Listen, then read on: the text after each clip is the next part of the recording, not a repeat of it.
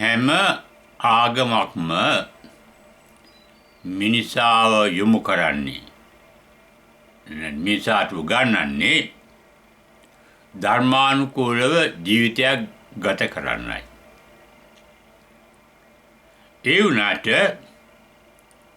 එක එක ආගම් වලින් කියවෙන ධර්මානුකූල ජීවිතය එකිනෙකට වෙනස් වෙන්නේ ඒ ආගම් සබාධර්මයේ තේරුම් අරගෙන තියෙන ආකාරය උලයි. උදාහරණයක් වශයෙන් ගත්තොත් ලෝකයේ තියෙන හැම දේව ආගමක්ම අදහන්නේ පිළිගන්නේ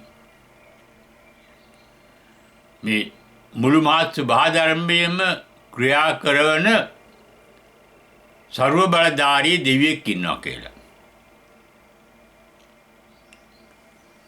ක්‍රිස්තියානි ආගමේදී God කියලා ඒ දෙවියා දෙවියන් වහන්සේ වඳුන්වන්නේ. යුදෙව් ආගමේදී යෙහෝවා කියලා හැඳින්වෙනවා. ඉස්ලාම් ආගමේදී අල්ලාහ් කියලා හැඳින්වෙනවා.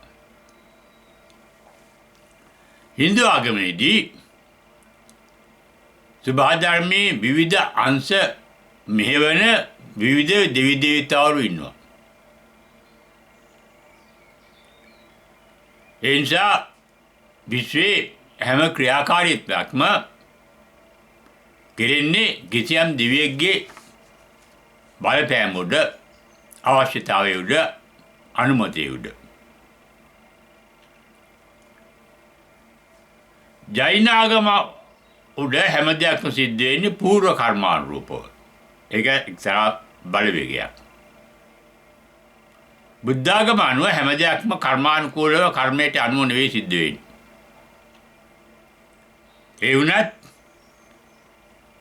බුද්ධ ආගමේ න්‍යාම ධර්මයන් ගැන උගන්වනවා. පංච නියාමයන් ගැන උගන්වනවා. විවිධ ක්‍රියාවන් සිද්ධ වෙන්නේ ඒ න්‍යායන්ට අනුවයි. ඒ න්‍යායන් ස්වභාවිකයි.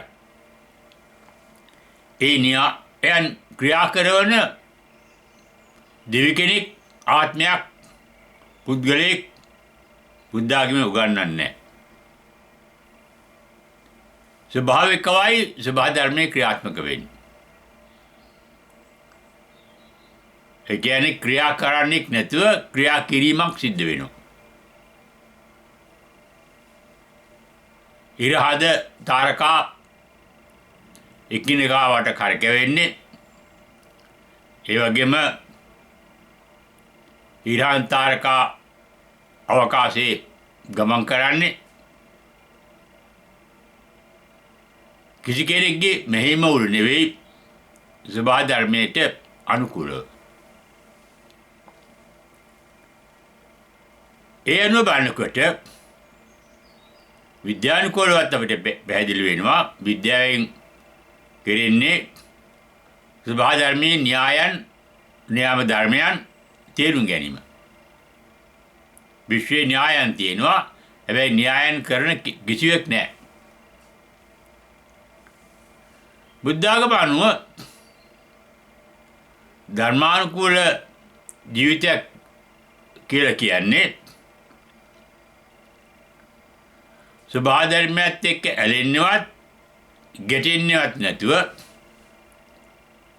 සබාධර්මයට අනුගත වෙලා සබාධර්මයත් එක්කම ජීවත් වීම.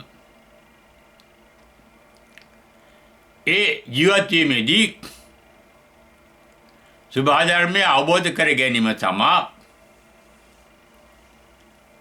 බුද්ධ ආගමේ උගන්වන විදියට නිවන් දැකීමට උපකාරවත් වෙන්නේ.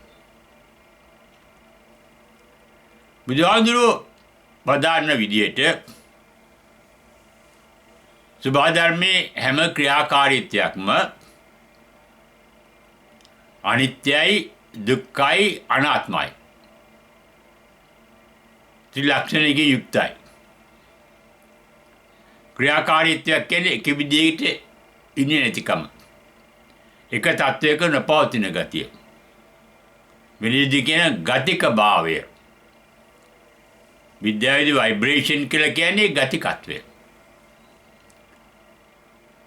හැම දෙයක්ම ভাইබ්‍රේට් වෙනවා. ස්පන්දනය වෙනවා. භ්‍රමණය වෙනවා. පරමාණුවක් වුණත් භ්‍රමණය වීම පවතින්නේ. හැම උප පරමාණුවක්ම භ්‍රමණය වෙනවා. උදාහරණයක් අතොත් ඉලෙක්ට්‍රෝන කියන අණු පරමාණුවක් අතර තියෙන න්‍යෂ්ටි වටා භ්‍රමණය වෙනවා. න්‍යෂ්ටියේ තියෙන ප්‍රෝටෝන නියුට්‍රෝනත් තමා වටේම කරකැවෙන රොටේට් කියලා කියන්නේ. භ්‍රමණය වීම පවතින, ස්පන්දනය වීම පවතින.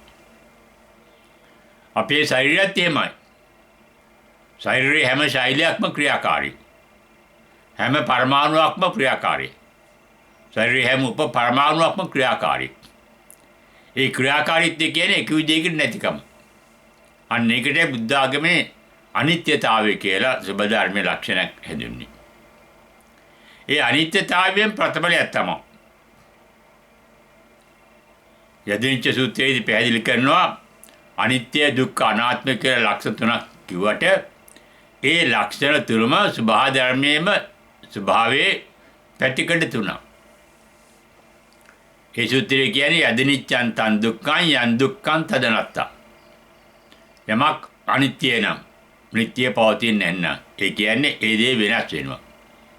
අන්නේ වෙනස් වීමට තමයි ඒ පරිණාමයට තමයි ඒ පරිණාමයට තමයි දුක්ඛ කියලා කියන්නේ. තීර තත්ත්වේ නිතරම දූෂණය වෙනවා. දුක්ඛය තීර තත්ත්වේ ක්ෂය වෙනවා. වෙන තත්ත්වයකටපත් වෙනවා. බුදුහාමුදුරේ අන්‍යුන්වේක ධර්මයේදී තිතස්ස අඤ්ඤ තත්ත්ව භවිෂ්‍යති කියලා. සංකත ලක්ෂණයක් වශයෙන්. පවතින තත්ත්වේ වෙන තත්ත්වයකටපත් වීම පෙරලීම. ඒ නිසා අනත්තතාවය කියන්නේ කිසි දෙයකට නිත්‍ය ස්වરૂපයක් නැති කම විතරක් නෙවෙයි කිසිම දෙයකට තමාගේ කියලා කිසිම දෙයක් අයිති නැහැ. ඒ දේ වුණත් ඒ දෙයට අයිති නැහැ. දැන් අපිට වුණත් අපේ ශරීරයේ කිසිම දෙයක් අපට අයිති නැහැ නිත්‍ය වශයෙන්. ඒ ශරීර ක්‍රියාකාරී වෙනවා. ශරීරයේ ස්වභාව ධර්මයට අනුකූල වෙයි ක්‍රියා කරන්නේ. අපට ඕන විදිහට නෙවෙයි. අපි වයසට යන්නේ දිලාපත් වෙන්නේ, ඍද රෝග හැදෙන්නේ, මැරෙන්නේ ස්වභාව ධර්මයට අනුව. ඒ ස්වභාව ධර්ම අනුගත වීම. ඒ නිසා අපි අකමැති නැහැ කියලා අපිට මෙරි ඉන්න පුළුවන් කමක් නැහැ. වයසකට යන්නේ නැතුව ඉන්න පුළුවන් කමක් නැහැ. ඒ වගේම ලෙඩ හැදෙන්නේ නැති වෙන්නත් කමක් නැහැ. නොඑක් ආබාධ ඇති වෙනවා. දැන් බඩගින්න කියන එකත් ලෙඩක්. නිදිමත කියන එකත් ලෙඩක්. ශරීරයේ යම් පීඩාවල් නිරන්තරව භාජනය වෙනවා. ඒකෙත් අනිත්‍යතාවය තියෙනවා, දුක්ඛතාවය තියෙනවා, අනාත්මතාවය තියෙනවා. ඒ අපි කරන දේවල් නෙමෙයි අනත්ත කියලා කියන්නේ. හැබැයි ඒවා ක්‍රියා කරන්නේ ඇත්තෙත් නැහැ. ඒවා ස්වයංග ක්‍රියා කරනවා. ඒ නිසා බුදුදහමේ උගන්වන්නේ තමන්ට පුළුවන් පමණින් තමන්ගේ නැන පමණින් ඒ අත්තාවේ තියෙන මොහොකරාගේ ශක්තිය උඩ සුභා ධර්මයේ තේරුම් ගැනීම. ඒ තේරුම් ගන්න නම් පාසු මාර්ගයේ බුදුහාමුදුරු ගන්නලා තියෙන්නේ භාවනාව.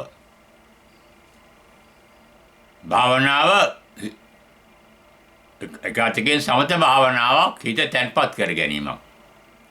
හිත දඟලන්නේ නැතුව හිත දිහා බලාගෙන ඉන්නවා.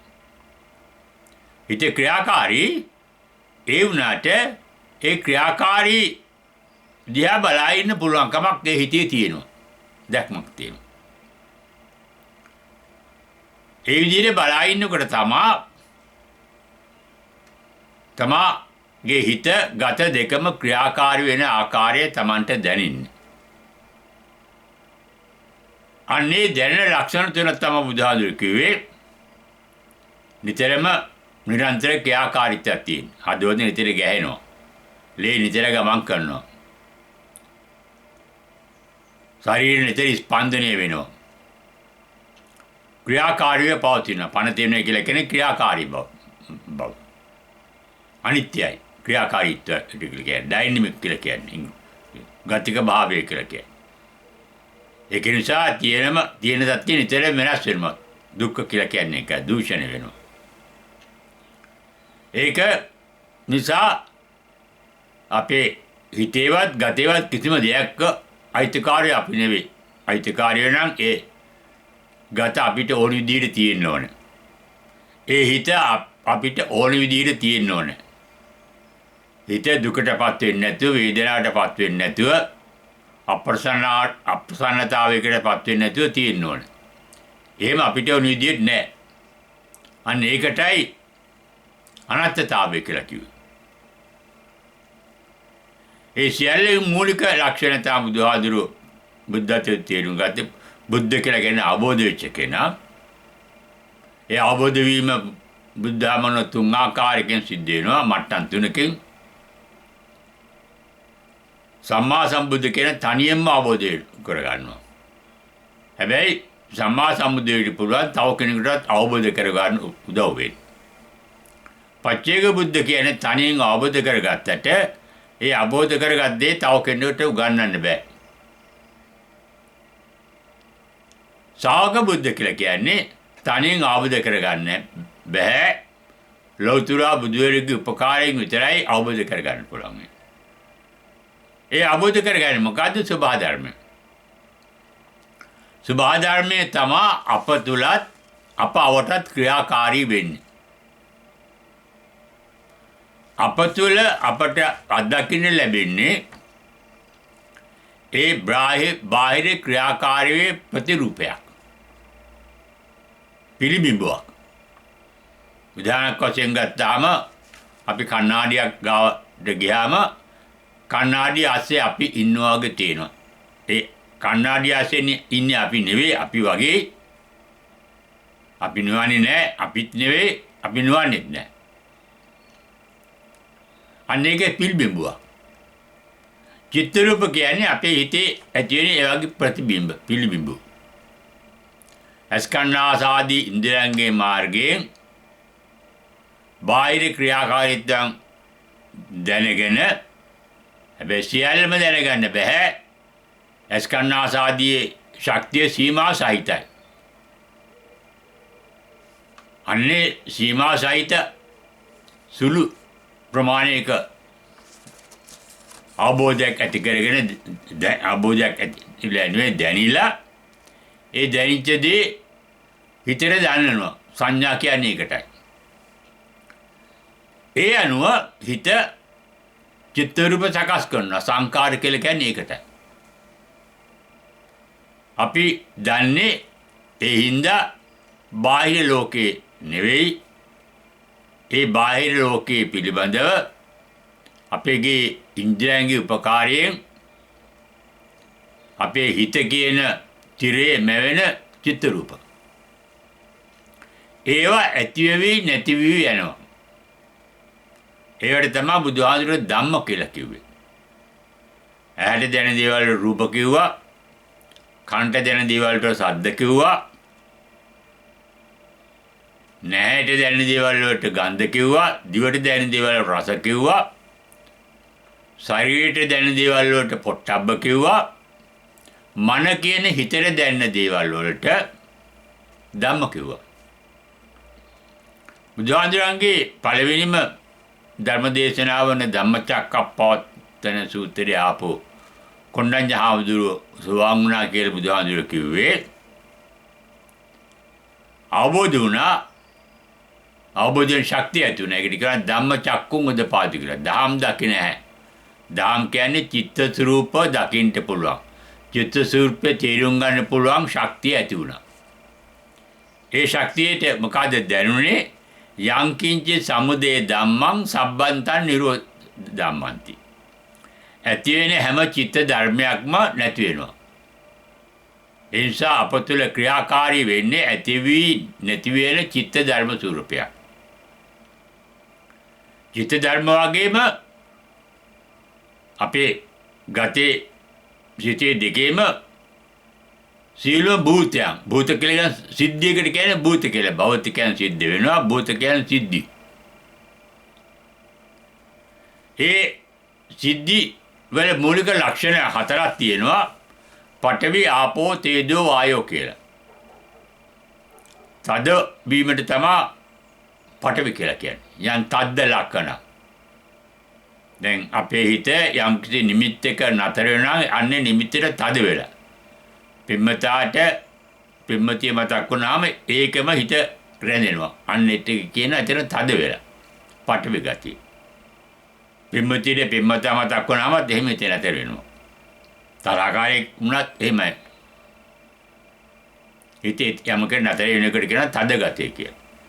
ඒ නතර වුණාම ඉන්නේ මොකද්ද? හිතයි ඒ නිමිත්තයි අතර බන්ධනයක් ඇති වෙනවා. ඒකට කියන්නේ ආපෝ කියලා.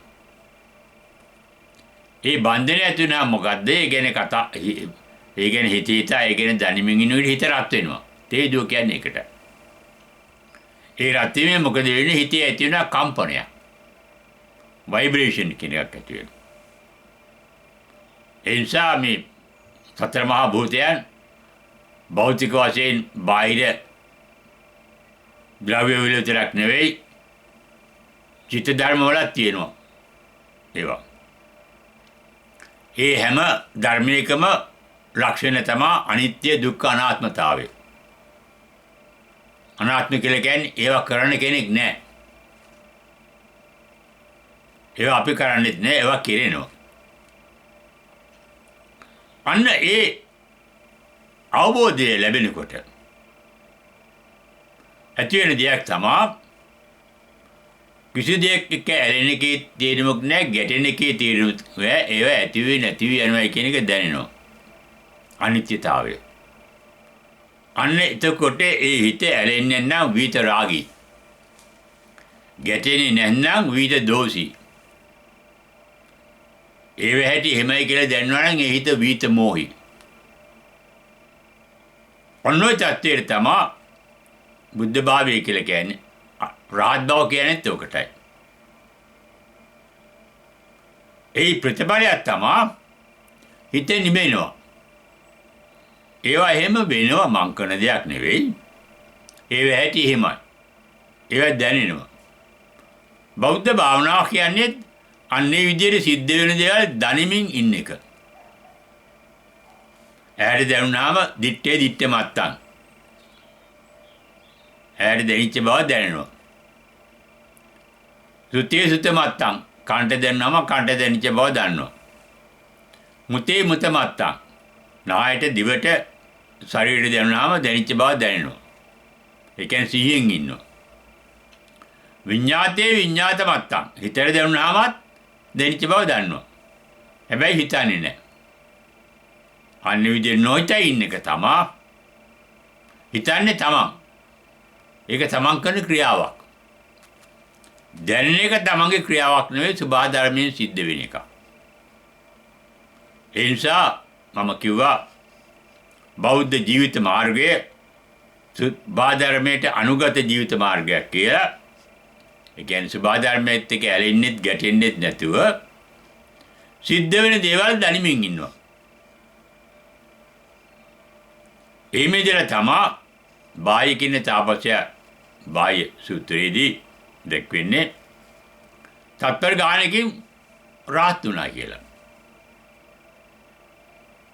බුදුහාමුදුරු දේශනා කළේ මොකද්ද? තස්මාතිය බාහ්‍ය දිත්තේ දිත්තමත්තම් භවිෂති සුතේ සුතමත්තම් භවිෂති මුතේ මුතමත්තම් භවිෂති විඤ්ඤාතේ විඤ්ඤාතමත්තම් භවිෂති. ඒ ටික කෙවිලුණක මොකද්ද කියන එක අවබෝධ වුණා. හිත නිවුණා, රාහත් වුණා. ඒ විදිහට සබහාධර්මයට අනුගත වෙලා කියන්නේ සබහාධර්මයේ ක්‍රියා කරන ආකාරය දනිමින්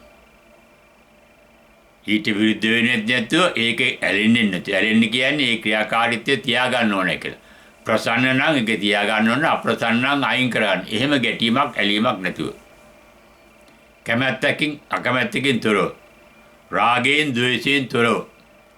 ඒ දේ දනිමින් දැන්න දේ දනිමින් ඉන්නවට කියන්නේ මෝහයෙන් තොරව ඉන්නවා. අන්න ඒ తත්වය ස්ථිර වීමට තමයි රහත් වෙනවා කියලා කියන්නේ. නිවන් දකින්නවා කියලා කියන්නේ. හිත නිවෙනවා.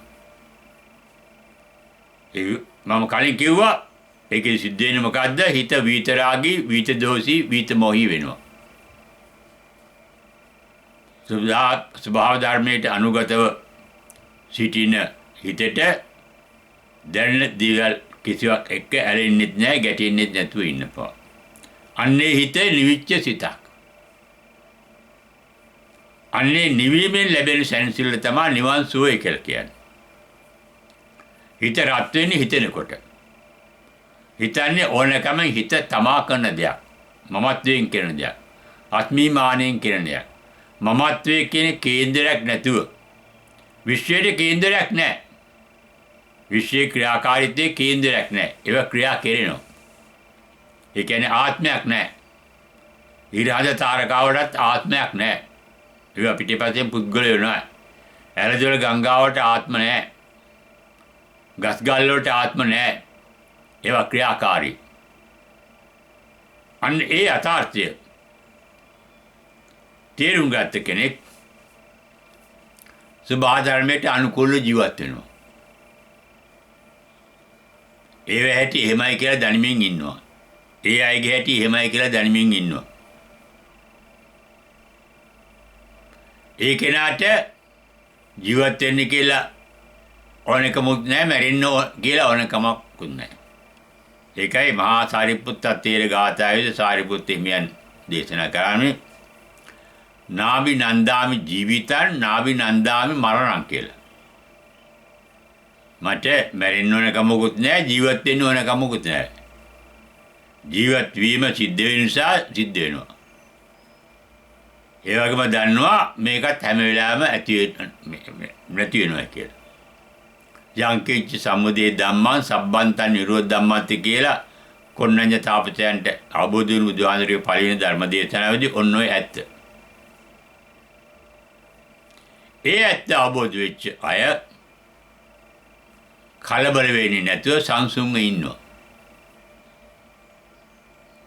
ඒ සංසුන් බව කියන්නේ අනිත්‍යතාවයේ ක්‍රියාත්මක වෙනවා. තමන්ගේ හිත නිට්ටයව පවතිනවා. හැබැයි එතන හිත කියන එක මම වැරදි. තමන් හෙලෙන්නේ නැතුව ඉන්නවා. අන්න ඒකයි මහා මංගල සූත්‍රයේදී රහත් බව පැහැදිලි කරන්නේ පුට්ටස්ස ලෝක ධම්මේ චිත්තං යසන කම්පති කියලා. ලෝක ධර්ම ස්පර්ශ වෙනවා ඉන්ද්‍රයන්ට. බාහිර පංචේන්ද්‍රයන්ට මන කියන අභ්‍යන්තර ඉන්ද්‍රියට ස්පර්ශ වෙන කිසි දෙයකින් කම්පාවටපත් වෙන්නේ නැතුව ඉන්න එක තමයි රහත් භවයේ මූලික ලක්ෂණය. ඒ දේ කාටවත් කරන්න පුළුවන් දෙයක් නෙවෙයි. තමා තුළ සිද්ධ වෙන දෙයක්. දැඟලුවට රහත් වෙන්න බෑ, බුදු වෙන්න බෑ. බුදුහාමුදුරුවෝ තාය අවුරුද්දක් දුෂ්කර ක්‍රියා කළේ බුදු වෙන්න කියලානේ. අන්තිමට බුදු වුණේ මොකුත් නොකර ගහකට වාඩිලා ඉන්නකොට. ඒ නිසා බෞද්ධ භාවනා ක්‍රමය ජීවිතයේ පවත්වාගෙන යන ක්‍රමයක් නෙවෙයි, ජීවිතය නවත්තන ක්‍රමයක්. හැබැයි ජීවිතේ නවත්තන්න ඕනකමක් ඇති කර ගැනීම බෞද්ධකම නෙවෙයි. නැවතෙන වෙලාවට නැවතේ. පවතින තාක්කල් පවතී. අර සාරිපුත්ත තේර ගාථාවෙත් කියනවා වගේ. ඒව ගැන නාබිනම් දාමි මරණ නාබිනම් දාමි ජීවිතං කියලා ජීවත් වෙන්න පුළුවන්කම. තමා ධර්මානුකූල ජීවිතයක මූලික ලක්ෂණය. ඒ ජීවිතයේ කිසිම ධර්මයක් එක්ක ඇලෙන්නෙත් නැහැ, ගැටෙන්නෙත් නැහැ. ධර්මයට අනුගතව ඉන්නවා. වෙන දේ වෙන්න දීලා ඉන්නවා. හැබැයි එය ජීවිතය පවත්වන ක්‍රමයක් නෙවෙයි. ජීවිතය ගොඩනගන ක්‍රමයක් නෙවෙයි. ජීවිතය ඇති වෙලා නැති වෙන දෙයක්. අන්නේ බව තේරුම් අරගෙන ජීවත් වීම. ඇතිවීම එක ගැටෙන්නෙත් නැහැ, නැතිවීම එක ගැටෙන්නෙත් නැහැ. ඒ අතර සිද්ධ වෙන දි รา පත් වීම එක ගැටෙන්නෙත් නැහැ. අන්නේ ජීවිතය තමා බුද්ධ ධර්මයේ උඩ ධර්මානුකූල ජීවිතයක් කියන්නේ. දේවාගම් වල නම් ඒ දෙවියන්ගේ නියෝජ්‍යයන් කියන වක්තෘවරුන් ප්‍රොෆෙට්ලා කියන ආකාරයේ ජීවත් වෙන්න ඕනේ. ඒ දෙවියන්ගේ පණිවිඩය ඒ පොත්වල තියෙනවා. ඒ විදිහට ජීවත් වෙන එක. බුදුහාඳුරෝ ගන්න නැහැ. බුදුහාඳුරෝ කියන විදිහට ජීවත් වෙන්න කියලා. බුදුහාඳුරට පුළුවන් කමක් නැහැ කෙනෙක් නිවන් දක්වන්න. නිවන් දැකීම සිද්ධ වෙන්නේ තමා තුළමයි. ඒක තමාම තනියම ගමන් කරන මාර්ගයක්. ඒ සඳහා තියෙන්නේ. ඒ කායන අම්බික්කේ මග්ගෝ කියලා සතිපට්ඨාන සූත්‍රය කියන්නේ ඒකයි. බුදුහාඳුරේ අනුම නිවන් දක්වන්න පුළුවන් නම් අවුරුදු 20ක් ජේතවනාරාමේ වාසය කළා කියලා කියනවා. ඒ අල්ලවිඩි ඉටි චුන්දසුකරි කියලා ඌරු මාස් වැද්දෙක් කියලා කියනවා. එයාට අපාය යන්න දෙන්නේ නැහැ. දේවදත්ත කියන ජීවිතයේ මාසිනාට අපාගත වෙන්න දෙන්නේ නැහැ. යසෝදරාගේ තාත්තා සුප්පබුද්ධ තමන්ගේ මාමාණිට අපාගත වෙන්න දෙන්නේ නැහැ. බුදු කෙනෙකුට එහෙම දෙයක් කරන්න පුළුවන් කමක් නැහැ. තව කෙනෙක් රහත් කරවන්න, නිවන් දක්වන්න, දිව්‍ය ලෝකේ යවන්න. ඒ නිසා තමාට සිද්ධ වෙන හැම දෙයක්ම සම්බන්ධයෙන් වග කියනවා තමා. ඒකයි බුදුහාඳුරේ ආදිසං වපතේ බීජං තාදිසං හර්තේ පලං කියලා.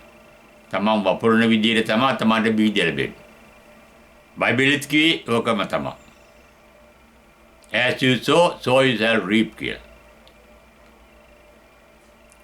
ඒ නිසා බුදුදහම කියන්නේ ධර්මානුකූල ජීවිතයක් වුණාට කිසි කෙනෙක් කියන ධර්මයක් අහන ජීවිතයක් නෙවෙයි. බුදු කෙනෙක් කියන ධර්මයක්වත් අහලා ඒ අනුව ජීවත් වෙන කෙනෙක් නෙවෙයි. බුදු කෙනෙක් කියන දේ පිළිගන්නේ Tamanට ඒක අවබෝධ වුණා.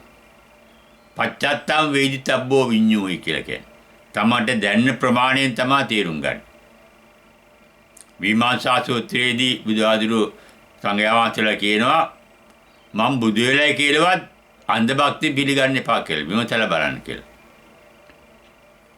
ඒ නිසා නුවණින් විමසමින් ජීවත් වීම තමයි බුදුහාඳුරෝ ගන්නපු ධර්මානුකූල ජීවිතය. ඒ ජීවිතය අපි කාටත් ගත කරන්න පුළුවන්. ඒ සඳහා චාරිත්‍ර වාද්‍ය කිසිවක් අවශ්‍ය වෙන්නේ නැහැ. වත් පිළිවෙත් අවශ්‍ය වෙන්නේ නැහැ. හැබැයි ඒව නරක නැහැ. බුද්ධ ආගමේ කාලාන්තරයක් දිත්තේ ගොඩනැගිච්ච වත් පිළිවෙත් ක්‍රමයක් තියෙනවා. ඒ නිසා තමයි බුද්ධ ධර්මයේ බුදුහාඳුරගේ දේශනාව බුදුහාඳුරු කියපු දේවල් අවුරුදු 2600 ගානක් තිස්සේ පැවතුනේ. ඒ වයින් එදිනදා ජීවිතයේ කිසියම් සංසිලක් ලැබෙනවා.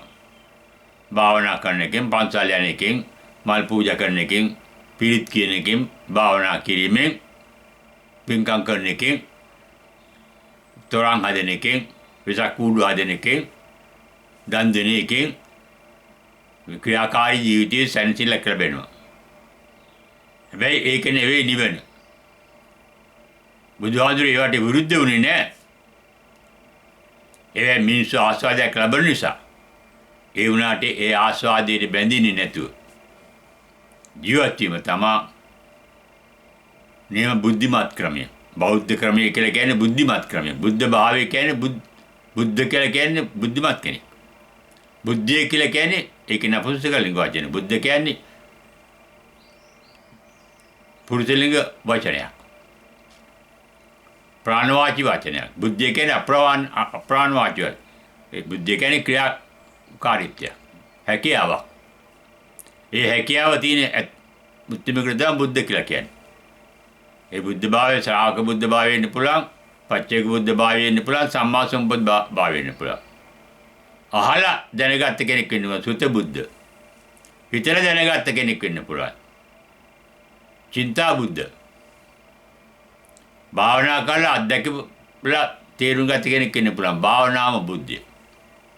ඒ නිසා බෞද්ධ ජීවිතයක් කියන්නේ බුද්ධිමත් ජීවිතයක්. ඒ බුද්ධිමත් ජීවිතය තමාගේ ඥාන පමණින්, බුද්ධියේ පමණින්, නුවණේ පමණින් තමට ගත කරන්න පුළුවන්. ගත කරනවා කියන එක වැරදි. ඒ විදිහට ගත වෙන්න දෙන්න ඕනේ. ජීවිතය අපි ගත කරන දෙයක් නෙවෙයි, ගත කෙරෙන දෙයක්. ඒ වගේම ලෝකයේ තියෙන හැම සිද්ධියක්ම කවුරු එකක් කරන දේවල් නෙවෙයි.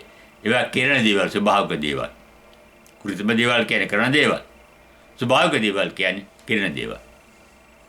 අන්නේ කෙරෙන දේ අනුව කෙරෙන ඉදිරිමින් ඉඳීම තමයි බුදුදහමේ තියෙන ධර්මානුකූල ජීවිතය.